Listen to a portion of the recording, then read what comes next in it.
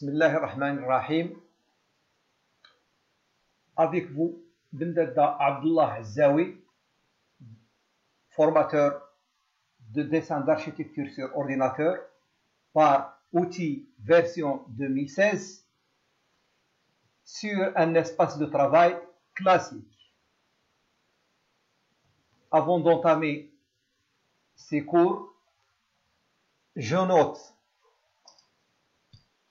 que, premièrement, l'objectif de ces cours est de dessiner des plans architectural 2D et l'AutoCAD reste qu'un outil de travail. Deuxième note, l'espace de travail est converti à l'AutoCAD classique afin de simplifier les tâches en utilisant le minimum des icônes et commandes. Pour ceux qui ont une version 2008, c'est la version la plus adaptée pour ces cours.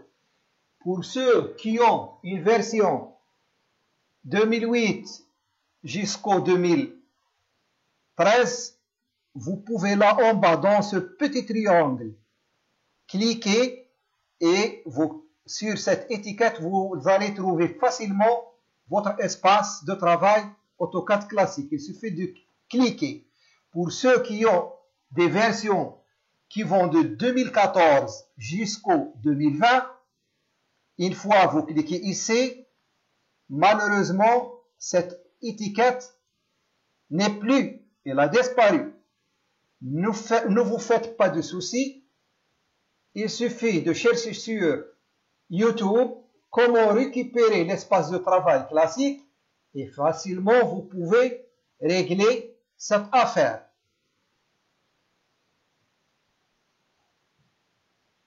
Troisième note, outre le dessin technique, des conseils sur la technologie du bâtiment seront parallèlement fournis. Quatrième note, l'AutoCAD fait bon usage à d'autres opérateurs comme les plasticiens, les décorateurs, les paysagistes et tous les artisans. Cinquième et dernière note, toutes les vidéos sont réalisées à titre éducatif dans le but d'atteindre le niveau professionnel estimé, Inch'Allah. On va pas à pas. Bon, toujours, notez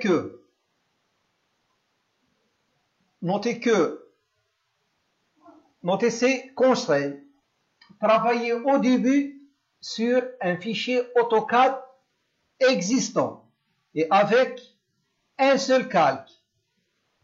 Ne tentez pas de travailler sur un fichier vierge. Procurez-vous un fichier auprès de vos amis ou bien auprès des bureaux d'architectes. 2. Activez l'accrochage aux objets. C'est quoi?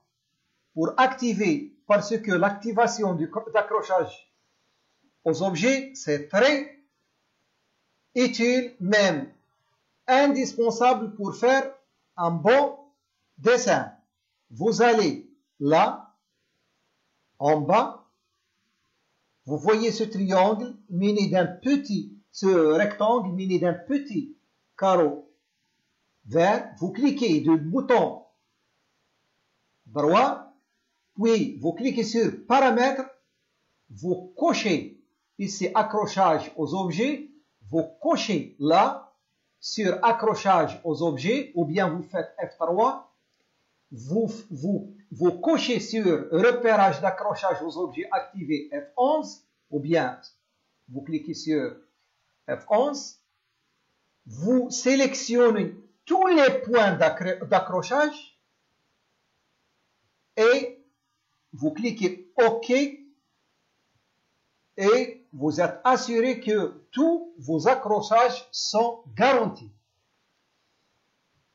Troisième conseil, procurez-vous une bibliothèque des blocs pour travailler et évitez toute importation ou bien importation inutile.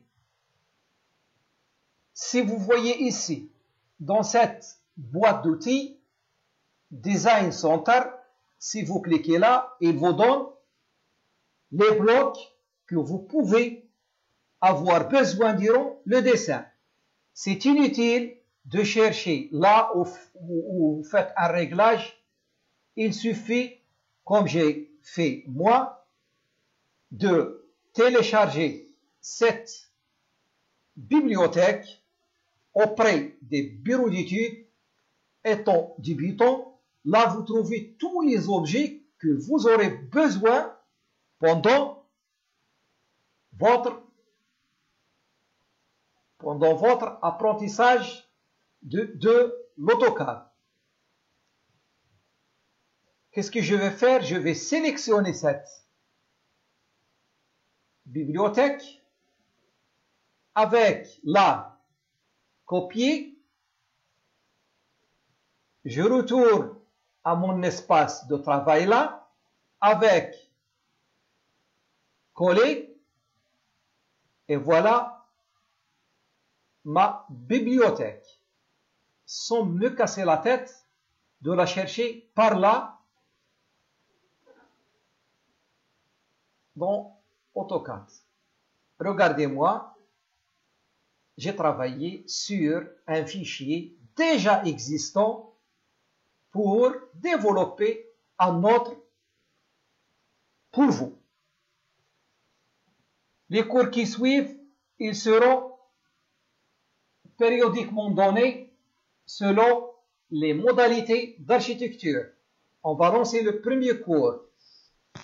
Comment structurer une fondation, comment faire la distribution d'un rez-de-chaussée, comment faire la distribution d'un premier étage, comment dessiner une coupe, puis les façades, puis plan de masse et plan de situation, puis la mise en page jusqu'au traçage du projet.